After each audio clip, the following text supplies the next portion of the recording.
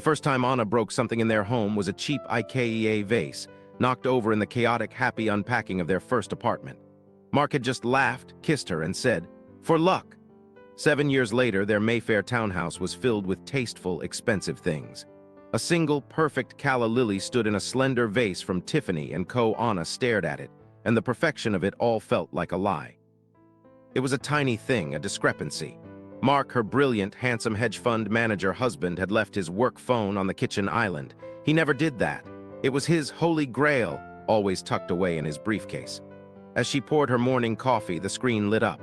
Not with a name, but with a single, pulsing heart emoji read. The world didn't slow down. It became painfully sharp. The gleam of the marble countertop, the hum of the Sub-Zero fridge, the scent of her own expensive coffee, it all intensified into a weapon against her. Her hand, perfectly steady, picked up her own phone. She didn't confront him.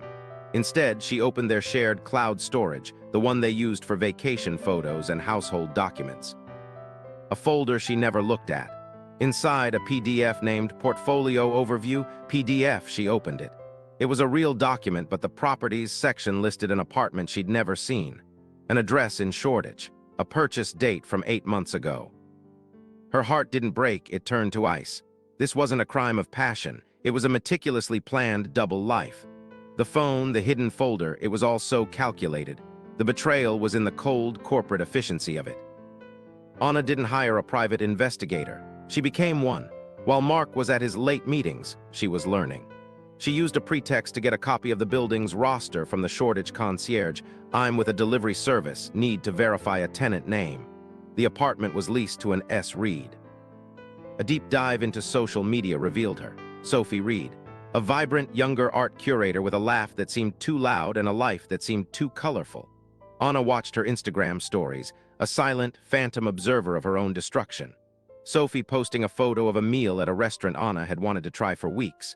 Sophie tagging a new boutique. "My amazing boyfriend surprised me with this."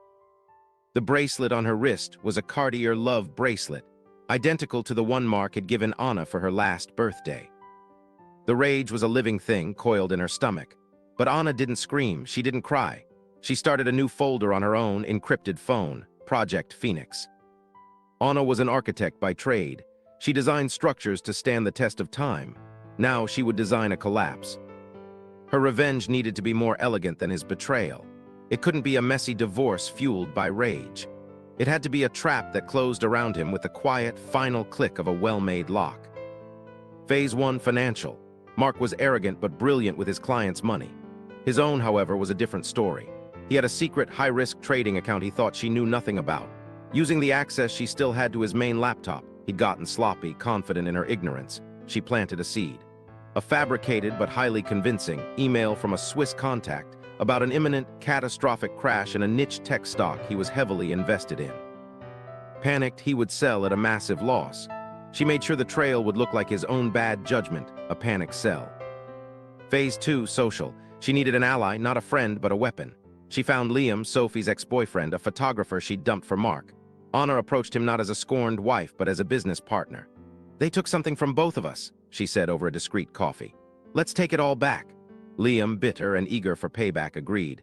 His role was simple: get close to Sophie again, remind her of the exciting, unpredictable life she'd left behind. Phase 3, the masterpiece. Mark's firm's annual gala was in 2 months.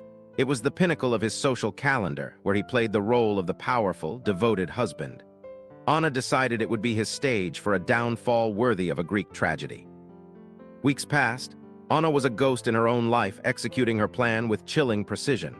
She watched as Mark became increasingly agitated, checking his phone constantly, the losses from his secret account mounting. She saw the doubt creep into his eyes when she was particularly sweet, particularly understanding. He expected a fight. Her serenity was unnerving him.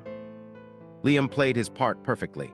He reignited his friendship with Sophie, taking her to underground art shows and parties. Anna, through a carefully faked number, sent Sophie an anonymous message. "Ask Liam about the girl from Barcelona." It was a real story, a fling Liam had confessed to Anna, one that had originally caused friction in his relationship with Sophie. The seed of doubt was planted in both sides of the affair. The night of the gala arrived. Anna wore a stunning, blood-red gown. She looked like vengeance personified. Mark was tense but putting on a brave face for his partners and clients. The ballroom was a sea of diamonds and deception. Everything was going according to plan. Then she saw her. Sophie. She stood at the entrance, wearing a defiant, desperate expression. Liam had accidentally let slip the location of the gala, hinting that Mark was planning to leave his wife for her tonight, and that she should come and make a scene to force his hand. Mark's face went pale. He started towards Sophie to usher her out, but Anna was faster. She glided across the room, a smile plastered on her face. "Darling," she said, her voice loud enough for nearby tables to hear. She linked her arm with Mark's, stopping him in his tracks. She looked directly at Sophie. "You must be the intern from the new Shoreditch office. Mark has told me so much about your dedication. I'm afraid the staff entrance is around the back, dear. We can't have the help mingling with the donors." The insult was delivered with the cool, sharp grace of a scalpel. It was public, humiliating, and perfectly masked as a wife's innocent mistake. Sophie's face crumpled. The gathered crowd stared, whispers beginning to ripple outwards. Mark was trapped, forced to either confirm his wife's mistake and publicly humiliate his mistress, or reveal the truth and destroy his career. He chose his career. He gave a stiff, barely perceptible nod. Security gently but firmly escorted a sobbing Sophie Reed out of the ballroom. They returned home in a silence louder than any scream. The second the townhouse door closed, Mark exploded. "You vicious, calculating bitch. How could you humiliate me like that?" "You humiliated yourself, Mark," Anna said, her voice eerily calm. She poured herself a glass of water, her hand steady. "You just didn't know it until tonight." "I'll destroy you in the divorce," he snarled. "You'll get nothing." "Oh, I don't think so." Anna picked up her tablet. "You see, while you were busy selling your phantom stocks and managing your intern, I was managing our assets. Your secret trading account is now empty. The tip you got was from a server I control. The money has been relocated." His eyes widened in horror. "And as for Sophie," Anna continued, a cold smile touching her lips, "I believe you'll find her less than sympathetic. Liam has been sending her screenshots of our conversations for weeks. She knows you knew about her rekindled friendship with him and said nothing. She knows you were planning to drop her. She thinks this entire night was your idea to publicly discard her. She has every text, every email you ever sent her, and she's very, very angry." She had turned his mistress into his most vengeful enemy. Mark stared at her, finally seeing the architect, not the wife, the master planner behind the pleasant facade. "You planned all of this?" he whispered, his voice hollow. Anna walked to the Tiffany vase, picked it up, and for the first time in 7 years, she deliberately let it fall. It shattered on the hardwood floor, 1,000 glittering pieces of a broken perfection. "No, Mark," she said, looking at the wreckage. "I just designed it. You built it every single day with every lie." She stepped over the shards, picked up the single suitcase she had packed days ago, and walked out the door without a backward glance. The collapse was complete, and from the ashes, only one of them would rise.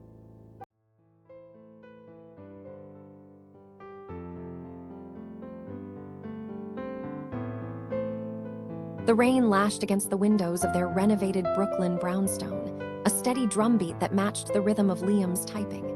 He was a writer, or at least he used to be. For 2 years, the cursor had blinked mockingly on a blank page titled The Follow-Through. His wife, Chloe, was the one with momentum.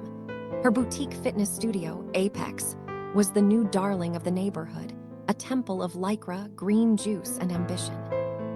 Liam didn't mind. He loved her fire. He was her silent partner, the one who handled the books, managed the website, and cheered loudest from the sidelines. It was a Tuesday when he first noticed it. He was doing the laundry, a domestic chore he'd taken over since working from home.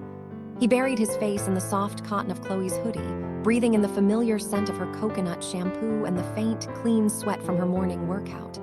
But underneath it was something else. A cologne, sharp, ozonic, and utterly foreign. It wasn't the kind he wore. It was expensive, assertive.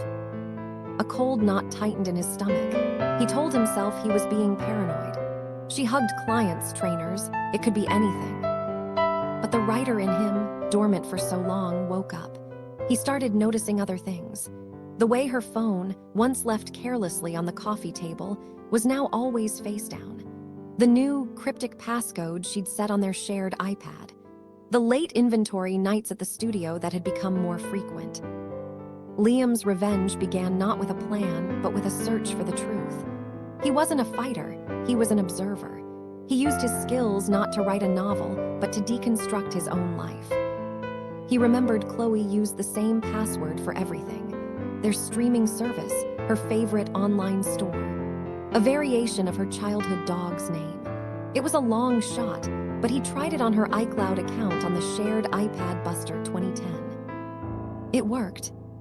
His heart hammered against his ribs as he navigated to Find My. There, along with the location of her phone at the studio, was another device: David's iPhone.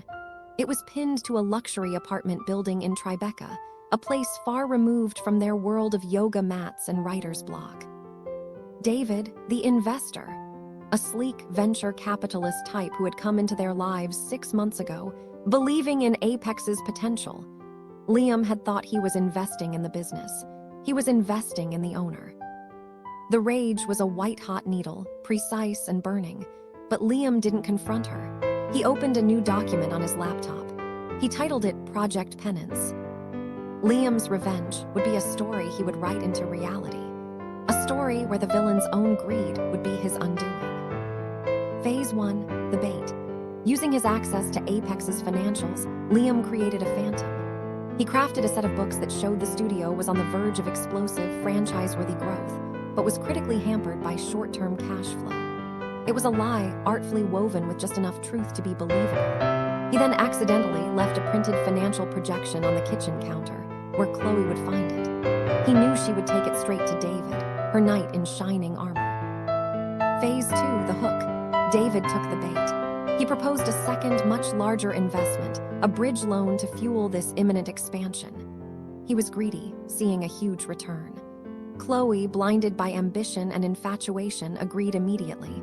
The legal documents were drawn up. Liam, the uninvolved husband, read every line with a cold, forensic eye. Phase 3, the twist. This was his masterpiece.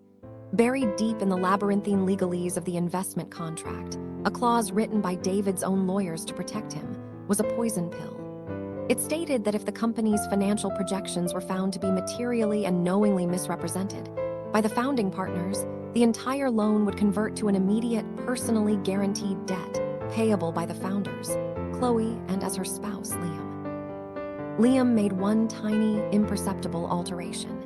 He changed the digital copy of the financial report attached as Exhibit A to the contract.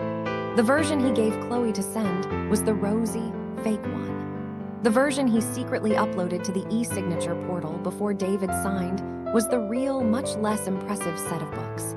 The switch was a single click, a digital sleight of hand. They signed. Chloe and David celebrated with champagne. Liam celebrated with a quiet cup of coffee, the final chapter of his story ready to be published. The trap needed a trigger. Liam chose the night of Apex's one-year anniversary party.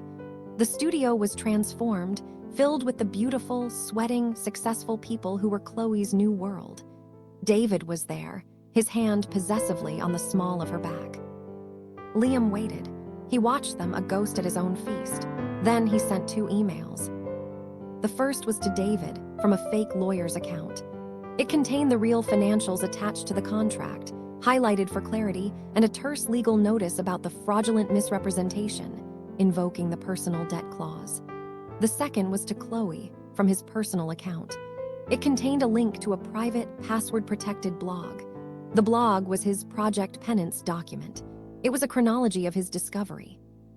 Timestamps of David's phone at the Tribeca apartment overlapping with Chloe's late nights. A photo of the hoodie with a poetic description of the foreign cologne. Screenshots of their text messages, which he'd synced from the iPad. He watched in real time as David's face went from smug to confused, then to ashen. He pulled out his phone, his fingers flying across the screen. Across the room, Chloe's phone buzzed. She looked at it, her celebratory smile freezing, then dying. She looked up, her eyes frantically scanning the room until they locked with Liam's. He gave her a small, sad smile and a single nod. The party's noise seemed to mute. David, in a panic, grabbed Chloe's arm, hissing something in her ear. The confrontation wasn't dramatic. It was a desperate, hushed argument in the corner. Chloe's face was a mask of terror and betrayal.